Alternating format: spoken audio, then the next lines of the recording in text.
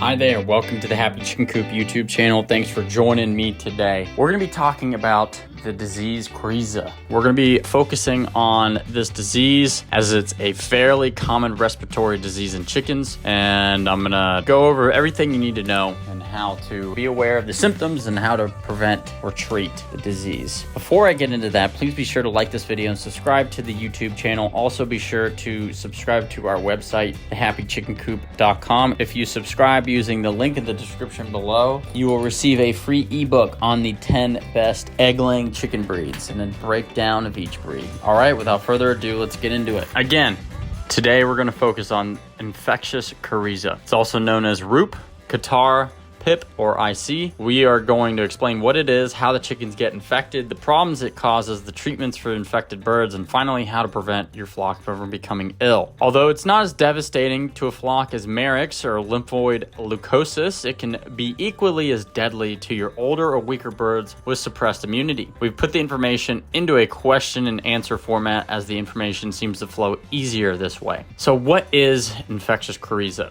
It is the medical term for the common cold. However, in chickens, it is generally more serious than a human common cold. It has been described as a severe cold, but it can be much, much worse in both its short and long-term consequences. There is a small but steady incidence in backyard flocks nationwide, and it's not uncommon. It is a catarrhal infection of the upper airways in chickens, affecting the sinuses, causing inflammation and swelling of the airway, congestion, and difficulty breathing. There are other differences between Coryza and human Coryza, as we shall see. Note, catarrh is the inflammation of the mucous membranes. It is characterized by an enlargement of the blood vessels, swelling of the tissues, and profuse discharge of mucus and cellular debris. Coryza is usually an acute disease, but can be chronic in some birds, leading to recurrent outbreaks over long periods of time. And it does not spread to humans, so there's no concern for public health involvement. Now, you may be asking, how do chickens catch Coryza? In humans, the cold is viral in nature. In chickens, it is caused by a bacterium, specifically Avibacterium or Haemophilus paragallinarum. For those of you who like scientific details, the bacterium is a gram-negative rod-shaped bacillus and belongs to the Pasteurella family. A similar disease plagues turkeys, pheasant, and quail, but it's believed to be a separate bacterium. Coryza is airborne and passes directly from bird to bird by infected droplets, contaminated feed, water, bedding, or dust particles. Birds are highly susceptible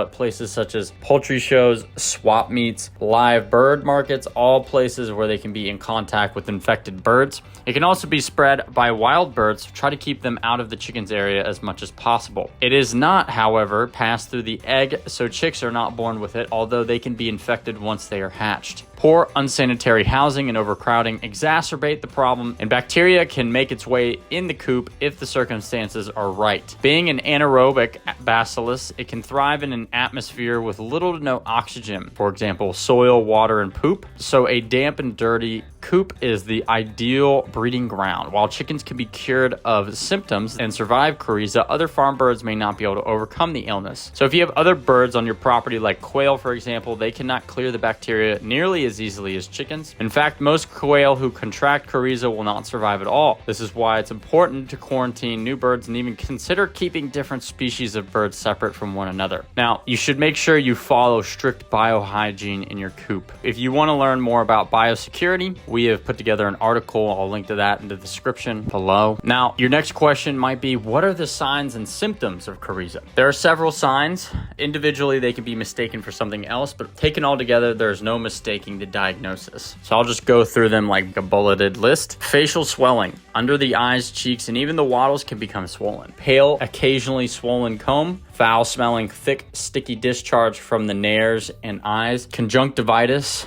Bubbles at the corner of the eye. Labored open mouth breathing or wheezing. If rales can be heard, sounds like crinkly paper or crackles, the lower respiratory tract is also involved. Decreased appetite in drinking, weakness, difficulty in walking, decreased egg production, possible diarrhea, and eyelids can become crusty and stuck together. The incubation period is about 1 to 3 days. This is followed by a rapid onset of symptoms over 2 to 3 days. The entire flock will be infected within 10 days or so. It is possible that if you catch it early enough, you can isolate the infected birds from the rest of the flock, but this is usually futile unless you already have separated breeding flocks. In the incubation period, you will be unlikely to notice anything wrong with your birds. Perhaps they will be off their feet a little, but there are no overt signs at this point. Now, the next question might be, what treatment should I give? Since Coryza is bacterial in nature, it can be treated by antibiotics. I cannot stress enough to use the appropriate antibiotics as prescribed by a veterinarian or an avian veterinarian. Treating this infection with the wrong antibiotic will not only be useless, but may harm your bird in the long run and possibly create some antibiotic resistance in the future. A veterinarian can run tests to be certain of the disease you are treating and that the prescribed medicine is the most appropriate use. The typical antibiotics are erythromycin, streptomycin, or sulfonamides, depending on your veterinarian's choice and his availability. It has been reported there has been some resistance to sulfa drugs in certain areas. Your veterinarian will be aware if it is a problem in your location. Although the antibiotics will cure the acute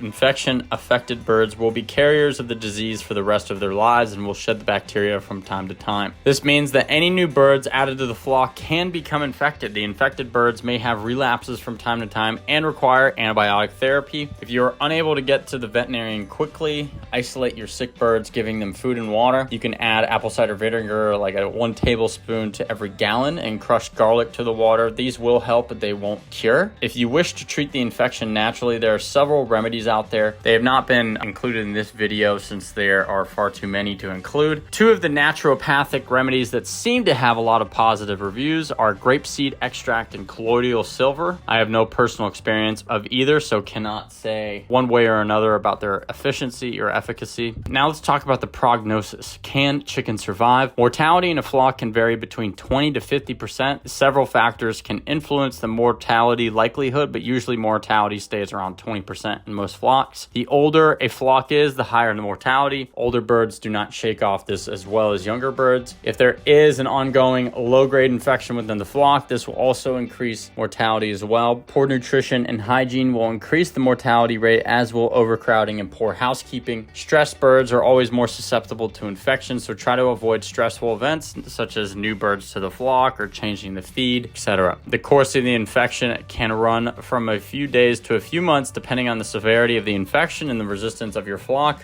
Now, your next question might be how to prevent Coryza. The bacteria can be killed by heat, drying, and disinfectants. As always, there should be good housekeeping practices. Coops need to be kept clean and dry with thorough cleaning twice a year or more frequently as needed. Housing that is cold, damp, or drafty needs to be upgraded to keep birds warm and dry. Biosecurity is important to lessen the possibility of infecting your flock. Ensure that you don't wear the same boots, clothing when you're visiting other flocks or shows. The bacteria can easily hitch a ride back to your flock.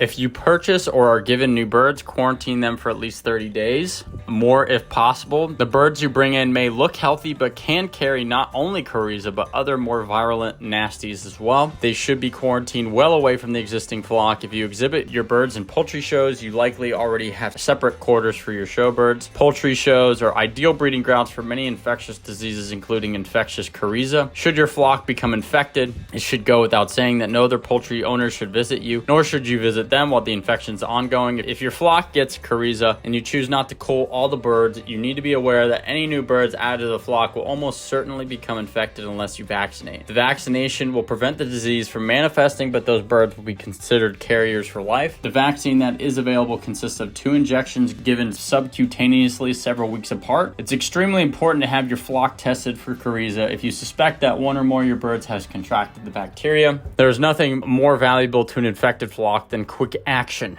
You can save more of your birds if you consult with a poultry savvy veterinarian sooner rather than later. It's also fair to share the upsetting news with fellow neighbors who have poultry or game birds so they can be aware of the outbreak. It may not be easy to let them know, but if a wild bird happens to contract Coryza from your flock, it can carry it over to the neighbor's farm. At least you can help them catch the problem quickly. So to summarize, as always, the big takeaway from this is good housekeeping. A clean, dry, and draft-proof environment can help the birds fight off infection and maintain their health. A weekly cleanup of all poop, removal of soiled or damp bedding goes a long way to keep the coop's germ load contained in Coryza at bay. If you do it more frequently than this, give yourself a pat on the back.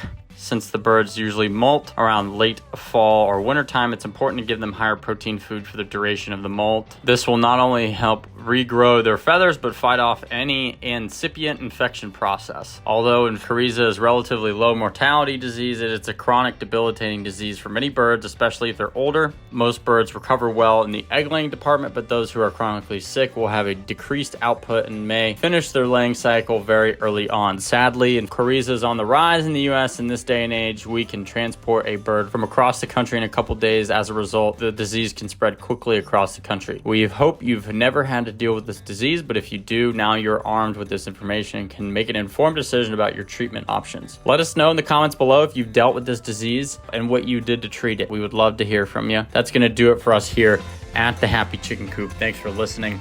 If you find our content interesting, if you learn something new, if it changes your perspective, make sure you subscribe and share the channel with your friends or share this video. And with that, I hope you have a great day and we'll talk to you soon.